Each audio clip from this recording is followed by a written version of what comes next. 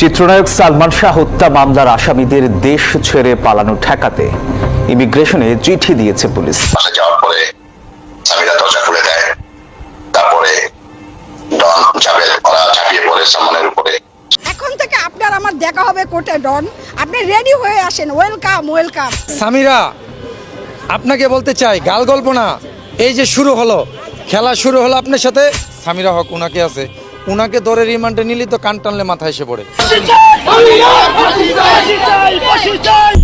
বাংলা সিনেমার রাজপুত্র, কোটি ভক্তের হৃদয়ের নায়ক সালমান শাহ, তার মৃত্যু আজও বাংলাদেশের অন্যতম রহস্যের অধ্যায়। দীর্ঘ ২৯ বছর পর অবশেষে সেই মামলাটি আত্মহত্যা থেকে হত্যা মামলায় রূপ নিয়েছে। আর নতুন তদন্তের সামনে এসেছে এমন সব তথ্য যা পুরো দেশকে আবারও নাড়িয়ে দিয়েছে। তদন্তকারীরা জানান, সালমান শাহের রহস্যজনক মৃত্যু মামলায় নতুন করে গুরুত্ব পাচ্ছে রিজভির পুরনো জবানবন্দি। সেই জবানবন্দিতে রিজভি দাবি করেছিলেন সালমান শাহ আত্মহত্যা করেননি, তাকে পরিকল্পিতভাবে হত্যা করা হয়েছে। সামিরা দরজা খুলে দেয়, তারপরে ডন জাভেদ ওরা ঝাঁপিয়ে পড়ে সালমানের উপরে। সামিরা এসে ইনজেকশন পুশ করে, তারপরে আজিজ মোহাম্মদ ভাই। আর এখানেই যেন নতুন করে শুরু হয়েছে ২৯ বছর পুরনো রহস্যের খেলা। রিজভির দাবি অনুযায়ী এই হত্যাকাণ্ড ছিল ১২ লাখ টাকার চুক্তিতে সংঘটিত একটি পরিকল্পিত হত্যাকাণ্ড। তার অভিযোগে সালমান শাহের স্ত্রী সামিয়া হক, শাশুড়ি লুতিফা হক লুসি এবং চলচ্চিত্রের খল অভিনেতা ডন সহ আরও কয়েকজনের নাম উঠে আসে। অন্যদিকে সালমান শাহের পরিবারের পক্ষ থেকে দীর্ঘদিন ধরেই দাবি করা হচ্ছে ইমন অর্থাৎ সালমান শাহ আত্মহত্যা করেননি। পরিবারের পক্ষ থেকে প্রশ্ন তোলা হয়েছে, একজন মানুষকে যদি ঝুলন্ত অবস্থায় পাওয়া যায় তাহলে পরবর্তী সময়ে তাকে কিভাবে নামানো হয়েছিল। এবং সামিরা ছাড়া, ডন ছাড়া আর কেউ বলে না যে আত্মহত্যা, একমাত্র তারাই বলে আত্মহত্যা।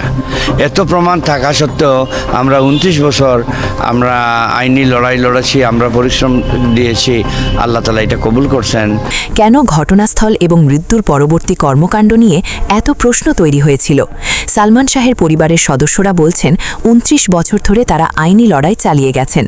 এখন মামলাটি হত্যা মামলা হিসেবে নতুন করে এগিয়ে যাওয়ায় তারা ন্যায় বিচারের আশায় বুক বাঁধছেন। এদিকে মামলার আসামিদের দেশ ছেড়ে পালিয়ে যাওয়ার আশঙ্কাও প্রকাশ করেছে পরিবার।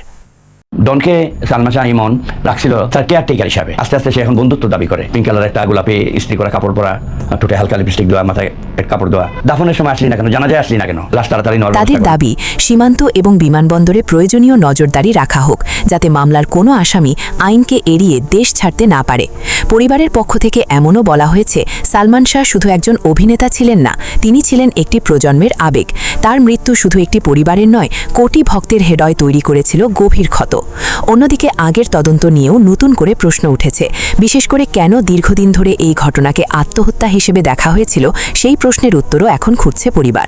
সালমান শাহের মা দীর্ঘদিন ধরেই বলে আসছেন, তিনি বিশ্বাস করেন তার ছেলেকে হত্যা করা হয়েছিল।